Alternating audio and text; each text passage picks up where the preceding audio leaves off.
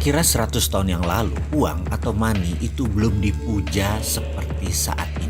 Uang belum didewakan seperti sekarang. Atau dengan kalimat lain, uang itu baru 100 tahun dipuja bagaikan dewa. Kalau emas, ya memang iya dari dulu memang dipuja sebagai simbol kemakmuran dan alat tukar terpercaya. Kembali ke uang. Uang itu hanya greasing the transaction atau uang itu hanya pelumas transaksi. Uang itu hanya pelancar pertukaran. Itu adalah istilah 100 tahun yang lalu, yaitu sebelum Great Depression tahun 1931. Setelah Great Depression tahun 1931, muncullah teori ekonomi baru. Teori ekonomi dari Milton Friedman, Friedrich Hayek, Ludwig von Mises. Kemudian dikatakan bahwa sejak tahun 1931 ke sana ke belakang adalah teori Adam Smith mati. Jadi teori Adam Smith mati. Kemudian sejak Perang Dunia Kedua usai, zaman ekonom penggagas Bretton Woods Conference, John Maynard Keynes berkuasa. Ini adalah zaman Keynesian. Dalam zaman Keynesian, kata inflasi dan central bank adalah kuncinya. Uang menjadi harta sejajar emas. Walau faktanya pada kertas tertulis angka 50.000 dan lembaran 100.000, nilai kertasnya sama, nilai intrinsiknya sama. Tapi kok beda ya untuk ditransaksikannya? Itulah arti uang sekarang.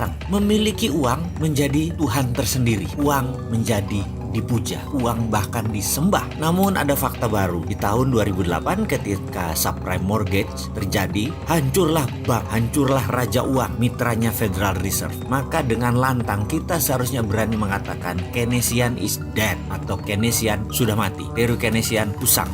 Teori neolips sudah nggak bisa jalan lagi di era digital ekonomi saat ini. Maka sejak tahun 2009, dunia mulai berontak. Banyak anak muda yang tidak percaya IMF, tidak percaya World Bank, terutama anak muda dan non-pemerintahan ya. Mereka mulai rebel. Kelompok ini dikenal dengan filosofi ekonomi baru, yaitu mereka memiliki nama dengan julukan baru, Modern Economy Theory. Pencetusnya adalah Warren Mosler, Bill Mitchell, Stephanie Kelton, Randall Wray, dan bapak dari itu semua adalah Michael Hudson. Bahkan ada yang menyebutkan teori sekarang ini setelah Keynesian mati adalah zamannya Hudsonian. Namun kita tahu virus ilmu lama Keynesian neolips membekas dalam kepala generasi di atas kita, bahkan di sebagian generasi kita, dan agak sedikit mencemarkan ke generasi baru. Namun ada generasi yang steril, yaitu generasi milenial. Generasi milenial sudah tidak percaya Keynesian. Dia mulai mengadopsi teori dari Hudsonian, yaitu Modern Economy Theory. Tapi sayang, pejabat negara masih Keynesian semua, jadi belum bisa diterapkan Modern Economy Theory tersebut yang berbasis project. Pejabat dengan Keynesian cirinya gampang. Kalau nggak ada uang, mereka cari utangan. Dan dalam Modern Economy Theory, kata hutang itu hilang dalam kamus mereka. Kata hutang itu hilang dalam kamus anak-anak milenial. Yang ada hanya sovereign wealth fund, printing money, project creation, digital banking, consolidated bottom of pyramid, dan banyak lagi. Saya sangat bergantung kepada kaum milenial. Semoga ke depan kaum milenial bisa mengambil alih dan mengganti pemahaman kuno yang hingga saat ini masih berlaku dengan strategi tidak berhutang dan tidak jual aset negara.